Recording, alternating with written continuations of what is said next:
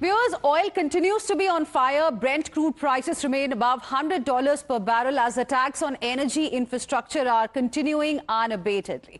Take a look at how the Brent oil prices have moved over the last few days specifically. Now, in fact, this was just one day before the war started on 27th of February, $72.97 per barrel. And right now, what we are witnessing is Brent around $101.15 per barrel. There has been at least 40% increase in the crude oil prices. Let's also tell you how the Brent has moved on a daily basis. It was on 9th of March when for the first time, in fact, Brent crossed $100 per barrel mark, and this was the first time it crossed this crucial psychological mark since the Russia-Ukraine war in 2022. That was the last time.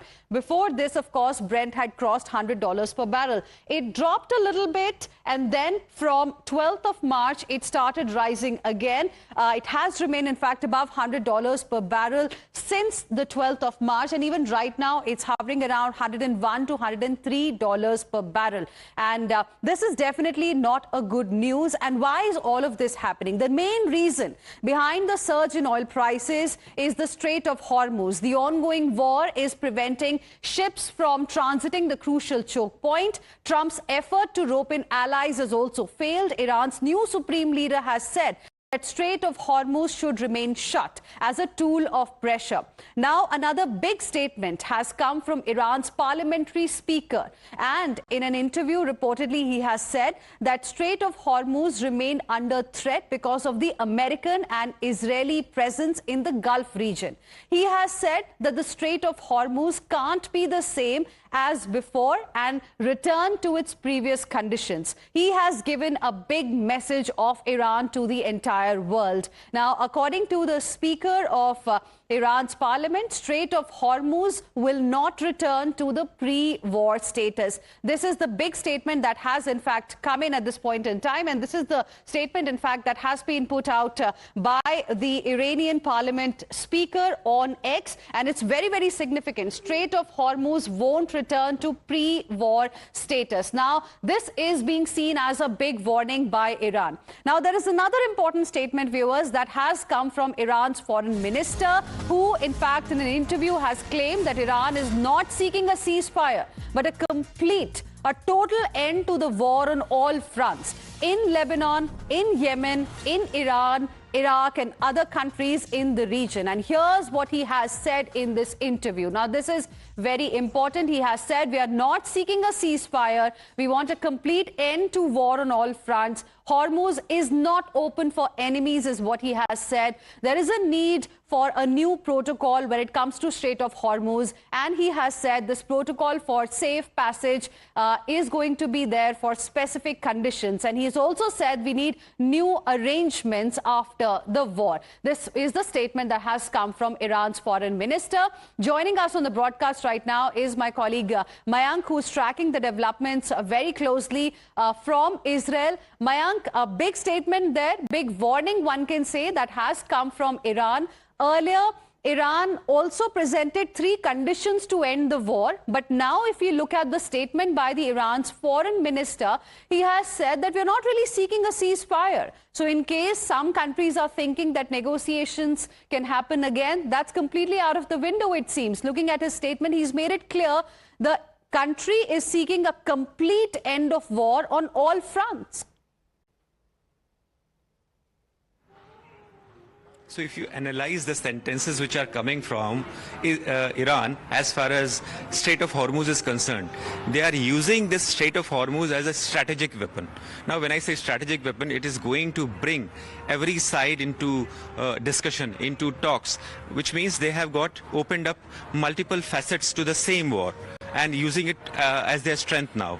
Now, once you can understand from the perspective that it is a very narrow strip, and even if 1 or 2 ships are sunk, it will create major problem further.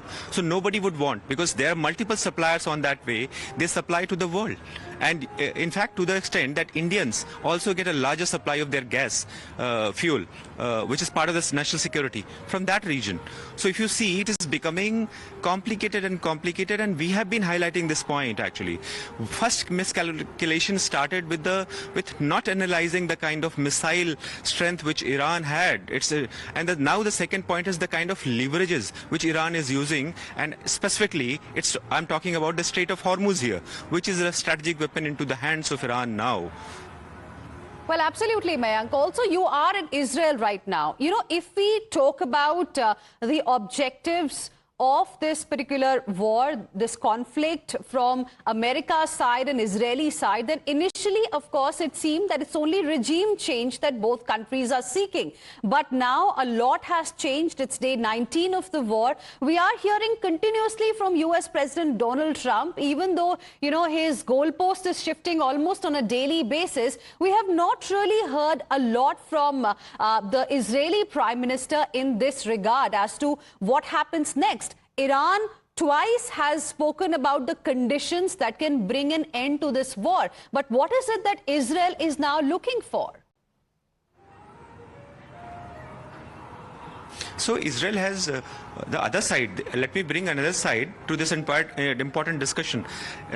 Israel has been hitting towards the Lebanon side and is trying to extend the peripheral and the presence of the people of Hezbollah on that side. So while they are hitting using aviation elements, aircrafts, missiles, drones to hit within deeper into the Iran, on the other side they are extending their peripheral strength and defenses on the Lebanon side. So they are going ahead quietly, whereas all the voices which are coming from whether Iran or from the US, they are talking of certain conditions under which they are ready to talk. Although tacitly they are talking about it, it's in indirect terms. But people are talking about mediations and all. They will not capitulate. They will not.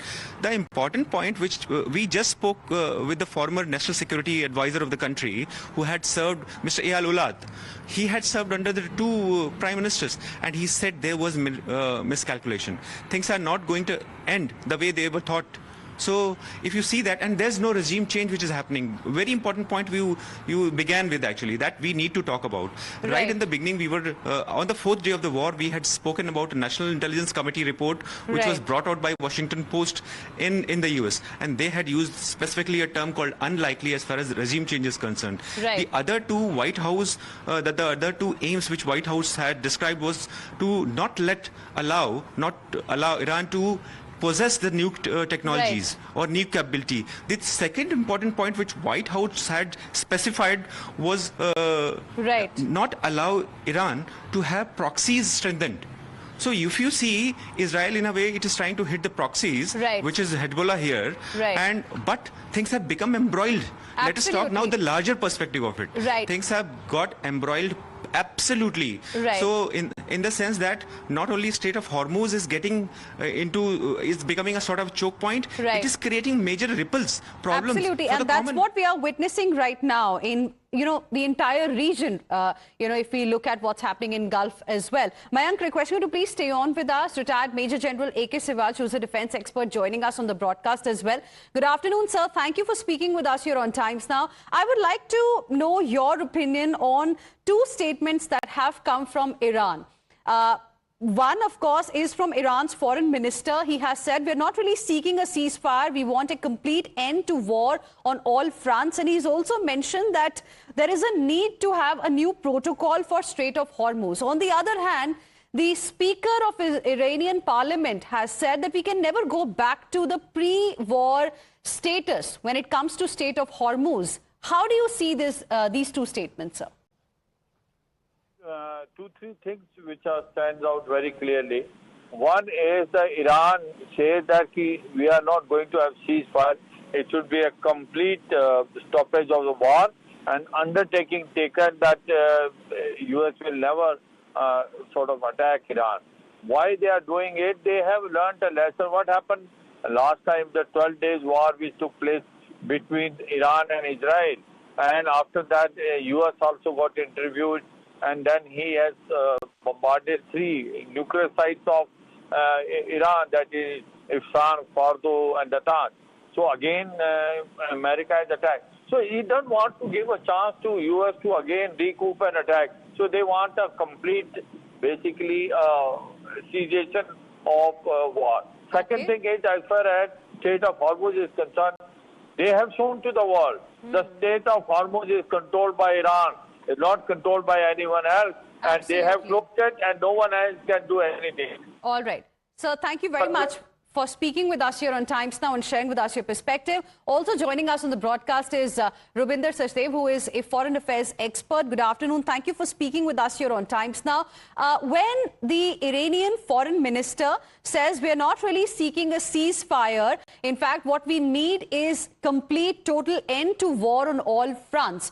Do you think Iran is keen to end the war and it's a message that's being sent to Trump and, of course, Netanyahu? Iran is keen to end the war on its own terms, which means that the present regime should survive. What it means is that also that the present government has made up its mind, or they seem to have realized that it's a fight to the finish. And it's a fight to the finish in which they hope to prevail. Now the question is, who will prevail? I mean, Iran wants to survive and prevail, tire out Israel and America. In that case, yes, the architecture of the Hormuz Strait would be different, or the Persian Gulf. Right. But on the other hand, if Israel and America succeed in what they're doing, then the architecture will be very much different. Right.